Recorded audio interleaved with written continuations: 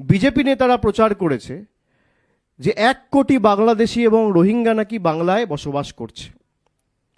আমার প্রথম প্রশ্ন নির্বাচন কমিশনের কাছে, তারা যদি এই লক্ষ্যে এসআইআর করে থাকে যে অবৈধ অনুপ্রবেশকারীদের চিহ্নিত করা এবং প্রকৃতভাবে ভোটার তালিকায় সংশোধন করে এসআইআর, যেটাকে বলা হচ্ছে স্পেশাল ইন্টেন্সিভ রিভিশন করে ভোটার লিস্ট ক্লিন করা, তাহলে 58,20,000-এর মধ্যে কতজন বাংলাদেশি আর কতজন রোহিঙ্গা,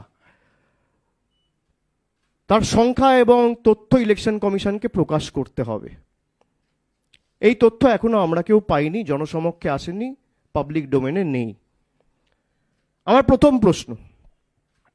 আমার দ্বিতীয় প্রশ্ন, যে আপনারা যে উদ্দেশ্য নিয়ে বা যে লক্ষ্য নিয়ে এসআইআর করেছেন, অবৈধ অনুপ্রবেশকারীদের চিহ্নিত করে তাদেরকে ফেরত পাঠানো, তাহলে যেখান থেকে রোহিঙ্গারা প্রবেশ করে ভারতবর্ষের যে সমস্ত রাজ্য ইন্টারন্যাশনাল বর্ডার শেয়ার করে মায়ানমারের সাথে, সেই রাজ্যগুলোতে একটাতেও, সে অরুণাচল প্রদেশ হোক, নাগাল্যান্ড হোক, মণিপুর হোক, মিজোরাম হোক, একটাতেও এসআইআর হলো না কেন?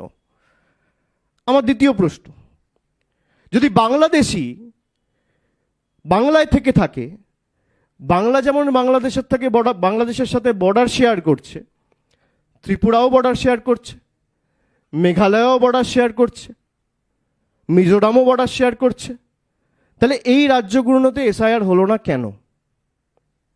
তার কারণ আপনার লক্ষ্য অবৈধ অনুপ্রবেশকারী চিহ্নিত করা নয়, আপনার লক্ষ্য বাঙালিকে হ্যারাস করা, বঙ্গবাসীকে হ্যারাস করা। আমার তৃতীয় প্রশ্ন, আজকে যারা বলছে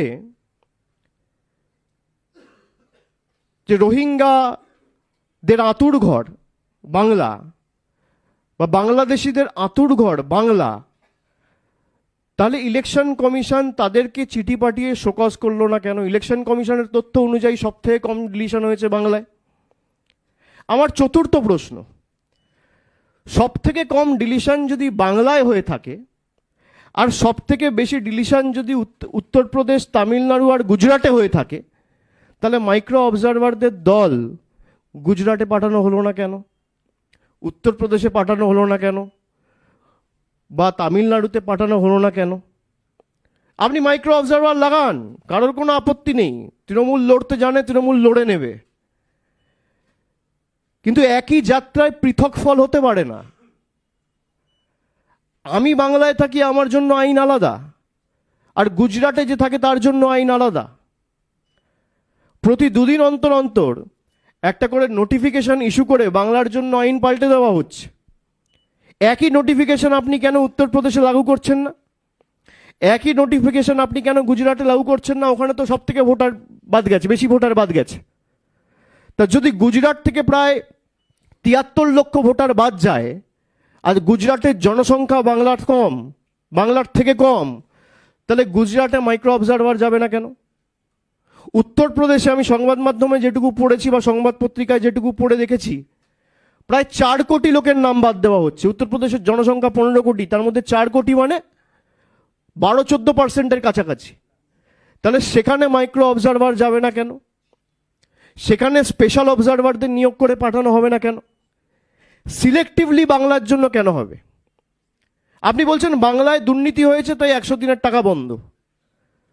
কত ভুয়ো আর্টিকেল বেরিয়েছে যেখানে দেখা যাচ্ছে বিজেপির নেতারা একটা বেনিফিশিয়ারির নামে 10টা বাড়ি নিয়েছে। তা মধ্যপ্রদেশে, মহারাষ্ট্রে, গুজরাটে তো আপনি আবাসের টাকা বন্ধ করেননি।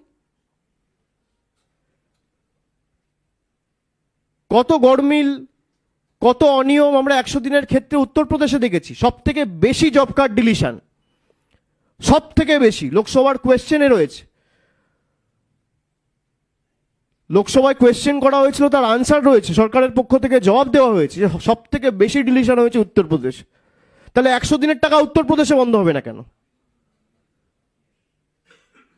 তার অপরাধ সে বাংলায় থাকে, তার অপরাধ সে গরিব, তার অপরাধ সে কুর্মী, তার অপরাধ সে রাজবংশী, তার অপরাধ সে সংখ্যালঘু, তার অপরাধ সে তপশিলি। সে উদ্বাস্তু? এই প্রশ্নগুলোর জবাব তো ইলেকশন কমিশনকে দিতে হবে। বর্ডারিং স্টেটগুলো যদি এসআইআর হয়, তাহলে সবকটা বর্ডারিং স্টেটে এসআইআর হওয়া উচিত। আমার পরের প্রশ্ন ইলেকশন কমিশনের কাছে, যখন এসআইআর ঘোষণা হলো তখন বলে দেওয়া হলো যে বাংলায় 55%, 45% না 50% ম্যাপিং পাওয়া যাচ্ছে, আর বাকি ম্যাপিং পাওয়া যাচ্ছে না। তাদের তথ্য অনুযায়ী দেখা যাচ্ছে প্রায় 89% ম্যাপ ডেটা রয়েছে। তাহলে ইলেকশন কমিশন কেন 10 কোটি বাংলার মানুষের কাছে কান ধরে ক্ষমা চাইবে না? এটা তো আপনার ডেটা, আমার ডেটা নয়। ড্রাফট লিস্ট অনুযায়ী দেখা যাচ্ছে যে প্রায় 89.65% ম্যাপিং হয়েছে, আর আপনারা এই মানুষের মধ্যে আতঙ্কের পরিবেশ তৈরি করেছিলেন যে 45% ম্যাপিং হয়েছে, বাকি